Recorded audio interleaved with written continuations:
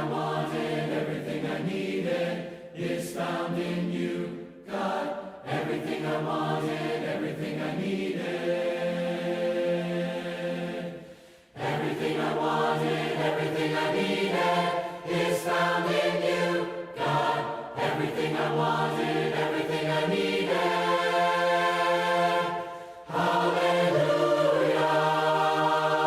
My soul will sing hallelujah. You are good to me, you are faithful, always faithful. Hallelujah. My soul will sing hallelujah.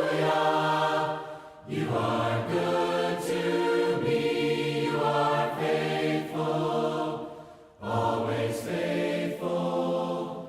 You are faithful, always faithful.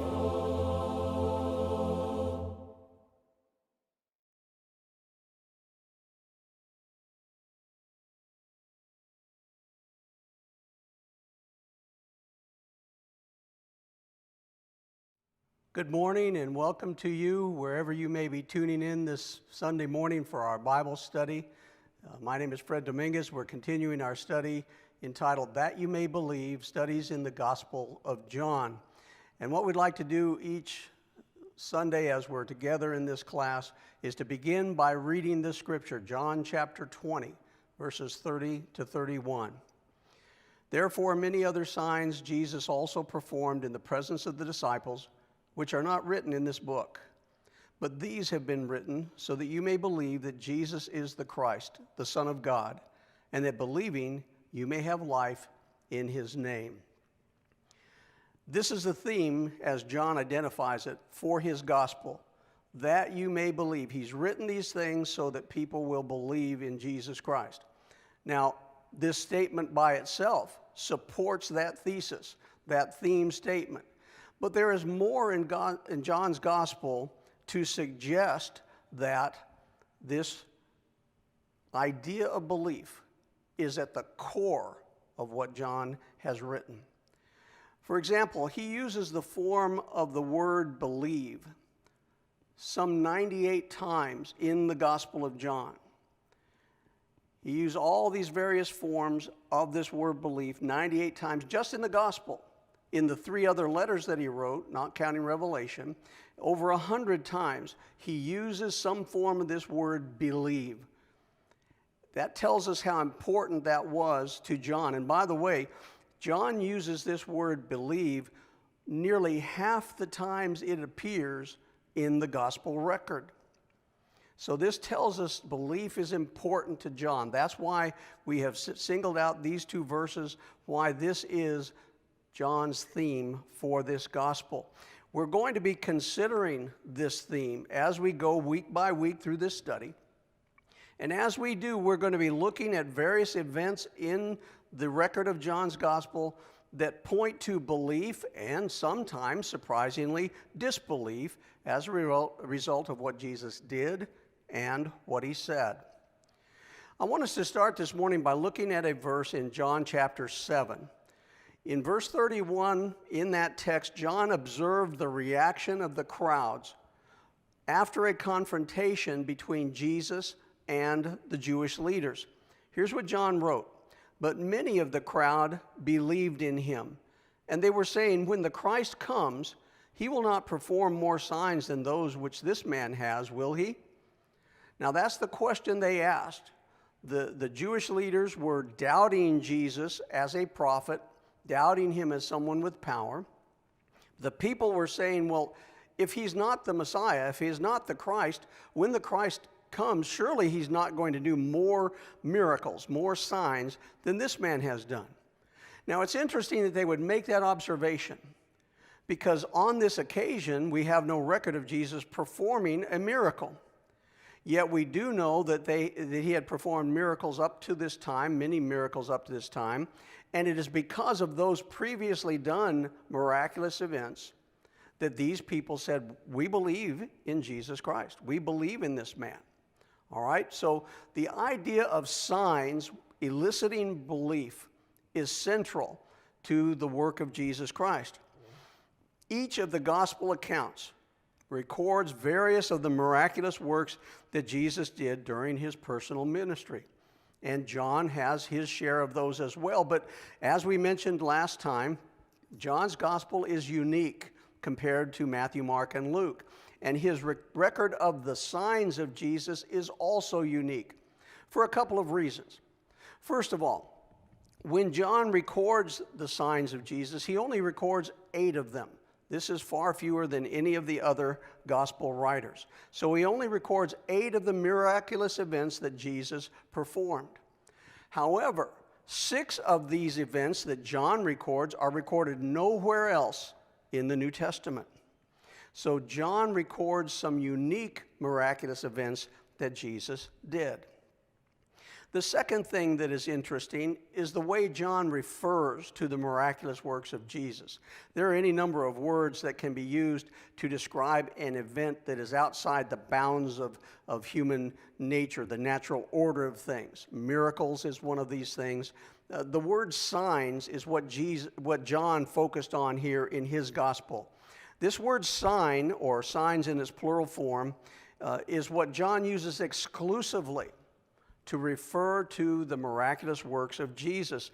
And it's a very important term. It occurs some 35 times in the New Testament, yet John uses it 17 times just in his gospel. That's how important it was to John. And this word is important not just because of the number of times in which it is being used by John, but also because of the significance of the term itself. This word sign signifies the spiritual implications, the spiritual importance of the miraculous act, not just the awe or the wonder that might be elicited by that event. Certainly, if you saw someone raised from the dead, that's an awe-inspiring event, and it would elicit those things, those emotions in you. But when John uses the term sign to refer to such an event, he is focusing on the spiritual implication, not just the miraculous event, but the fact that it is the Son of God who is performing that act. And so that's why it is so significant in John's gospel, and it certainly fits in nicely with the theme which we've identified from John chapter 20, verses 30 and 31. Over the course of the next few weeks, the Lord willing, we'll be looking at the signs that John records in his gospel, and we're going to look at the belief that was produced in those who observed him. And so as we begin today, we're going to focus on what John calls the very first of the signs that Jesus did. And if you have your Bibles, turn to John chapter 2, verses 1 to 11. We're going to read about the Lord's first recorded sign. John writes, "On the 3rd day, there was a wedding in Cana of Galilee, and the mother of Jesus was there. And both Jesus and his disciples were invited to the wedding. When the wine ran out, the mother of Jesus said to him, 'They have no wine.' And Jesus said to her, 'Woman, what does that have to do with us? My hour has not yet come.' His mother said to the servants, 'Whatever he says to you, do it.' Now there were 6 stone water pots set there for the Jewish custom of purification, containing 20 or 30 gallons each. Jesus said to them, 'Fill the water pots with water.' So they filled them up to the brim. And he said to them, 'Draw some out now and take it to the head waiter.' So they took it to him. When the head waiter tasted the water, which had become wine, and did not know where it came from, but the servants who had drawn the water knew, the head waiter called the bridegroom and said to him, 'Every man serves the good wine first, and when the people have drunk freely, then he serves the poorer wine. But you have kept the good wine until now.' This beginning of his signs Jesus did in Cana of Galilee and manifested his glory, and his disciples believed in him." Now, you remember last time when we were studying at the very beginning of the introduction of the Gospel of John, we mentioned two men who became the first disciples of Jesus. John chapter 1, verses 35 to 40 tell us about Andrew and John himself, who were disciples of John the Baptist, who saw Jesus walking. John the Baptist pointed them out to them, and they went and began to follow him. Now, these are the first two to become disciples of Jesus, and the text following that point quickly relates the multiplication of disciples, the gathering of more disciples. Andrew, we are told in the text, goes and finds his brother Simon and brings him to Jesus. Now, it doesn't say that this happened, but we can be very certain that John also went and got his brother, James, and brought him to Jesus. Then in verses 43 to 51, John recorded the call of Philip and Nathanael. And although it is not stated in this text, we can be very certain that Jesus continued to call disciples until he had the 12 men that he wanted, and this calling of these 12 men occurred prior to the events that we're reading about here in chapter 2. So as chapter 2 opens, John tells us that Jesus and his disciples were invited to a wedding feast in the village of Cana, which was in Galilee. One of the interesting things about this story is that we don't know very much about weddings in the first century, how they were conducted, what all the particulars were related to the marriage ceremony. The one thing that we are certain about is the marriage feast. There was always a marriage feast associated with this whole process of a couple becoming man and wife. And so here we have that particular aspect, the wedding feast. Usually this is the consummation of the wedding process before the man and woman begin to open their own home to one another. So the text does not reveal to us any of the identities of the people involved. Apparently these were folks who knew Jesus, knew perhaps his disciples, certainly knew his mother, because as we read in the text here, it appears that Mary, the mother of Jesus, is somehow involved in coordinating or overseeing some aspect of this feast. And her presence there as a coordinator in some fashion may be part of the reason why Jesus and his disciples were invited to this feast.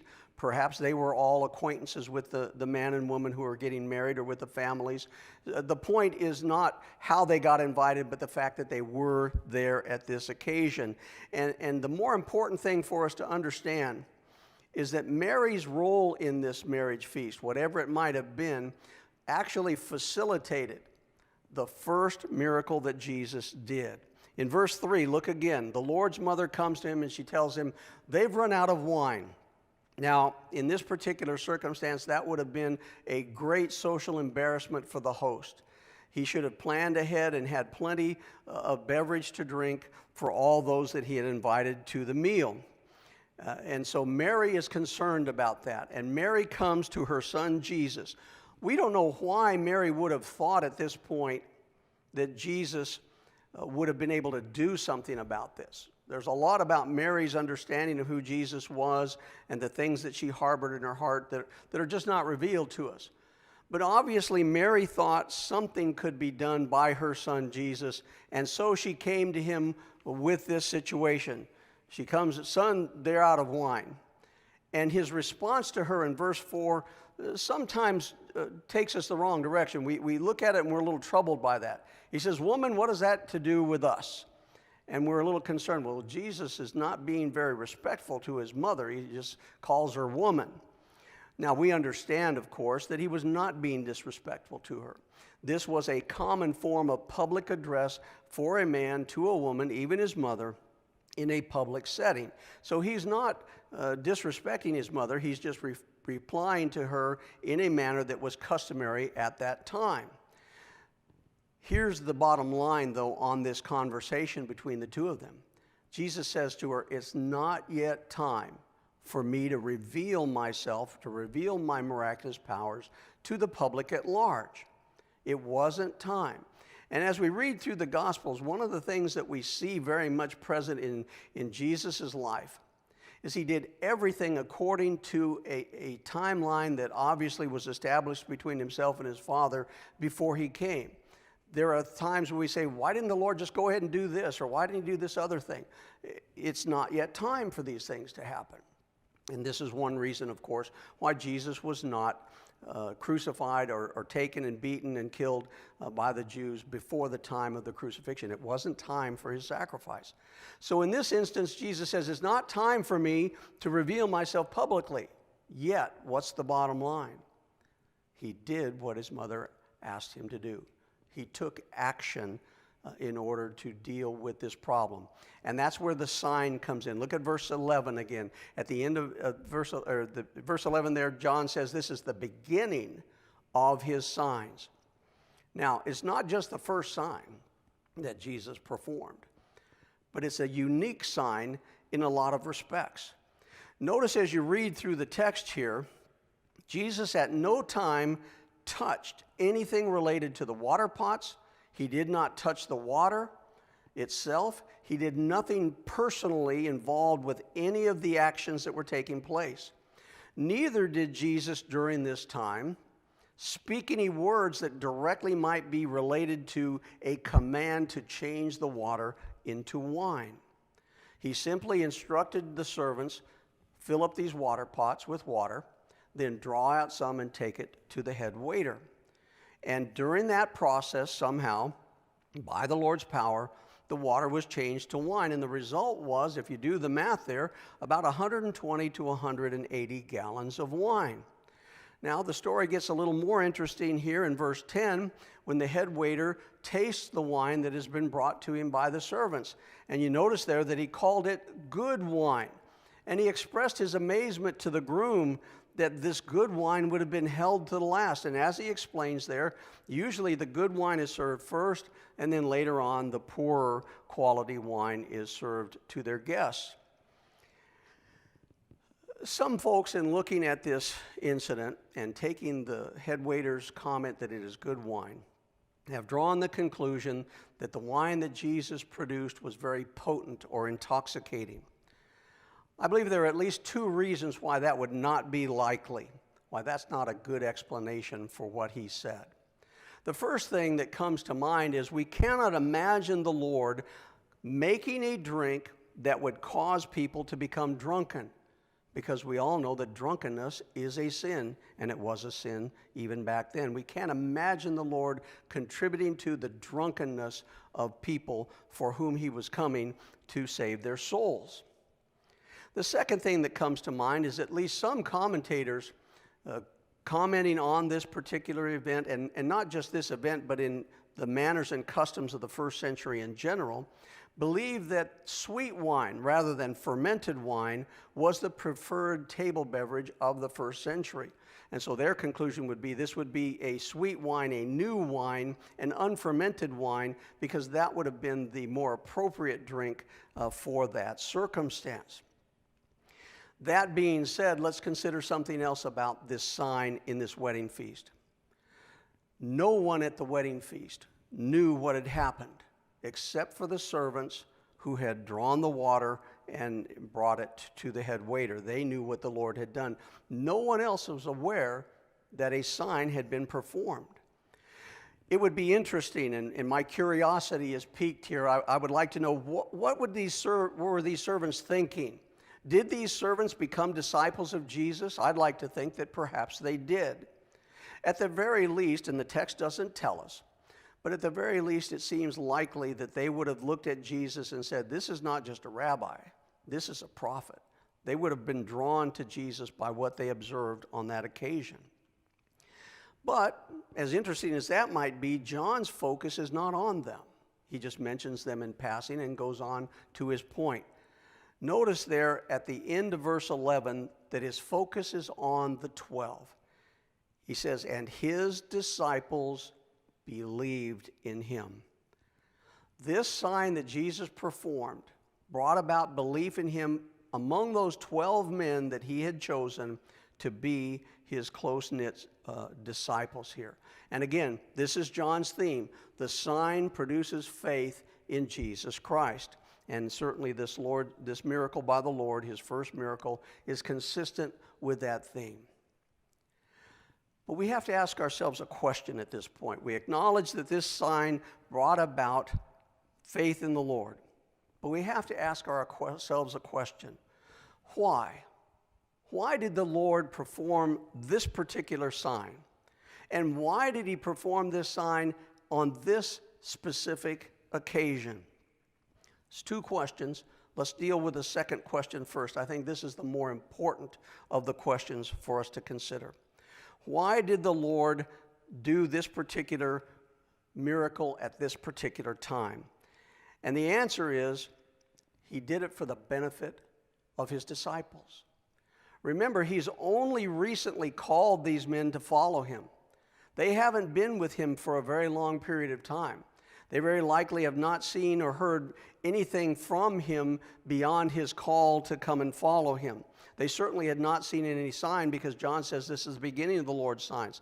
So the Lord did this for these 12 men. This sign demonstrated to them that this man Jesus was not just another rabbi. He's someone who's come from God. He is wielding the power of God. That was very important for these 12 men to acknowledge. The sign brought about that belief within them. The answer to the first question, why this particular sign? Why turning water to wine? The answer to that question is that it's a matter of opportunity. The fact that the Lord and his disciples were at the wedding feast when the wine ran out simply provided an occasion for the Lord to demonstrate his divine power. As he said to his mother, it was not yet time for him to reveal himself to the public at large, but it was the right time to reveal himself to his disciples. And the occasion of the wine running out at this marriage feast afforded him an opportunity then to do something that would be for the benefit of these men who were going to be his disciples. And consider this. This was the first step in preparing these 12 men for the great work that Jesus had in mind for them to do. They were going to be called upon to do things that they could not imagine at this early stage in their relationship with Jesus. As we noted in last week's lessons, these men, Judas, of course, excluded from this because he did not stay faithful. But after the establishment of the church, the 12 that were apostles at that time, and of course Paul, who followed later, these men all died horrible deaths at the hands of persecutors, with the exception of John the apostle. These men had great responsibilities thrust upon them by the Lord to communicate the gospel and to help shepherd the church into existence and to care for it in its early stages. They were just beginning that process of being developed into the kind of men who could do that very work. So the water to wine at the marriage feast in Cana of Galilee was the perfect occasion for the Lord to begin the process of transformation, which would turn this disparate group of men into a solid body of men who could then become pillars of the church when the occasion occurred. And what a wonderful sign this is, that Jesus demonstrates his power very quietly, very unobtrusively. Here is the Lord performing a miracle in a way that signifies his great power, signifies who he is, and lays the stage then for everything that follows in John's gospel. And Lord willing, as we go about from week to week, we will continue to look at these signs that he performed. We're going to look at some other things involved in the text in which John indicates that belief came about by what Jesus said as well as what he did. But I want you to work with me here. As we go week by week, be reading the Gospel of John, be thinking about the importance of these signs, the spiritual implication of these miraculous events, and see how it all points toward Jesus as the one and only Son of God. Next week, Lord willing, we're going to get together and look at John chapter 4, verses 46 to 54, the healing of the nobleman's son. Read ahead and look at that story. Continue to read through the Gospel of John as we suggested last week. And Lord willing, we'll all be together again next time. God bless you, and thank you for being with us this morning.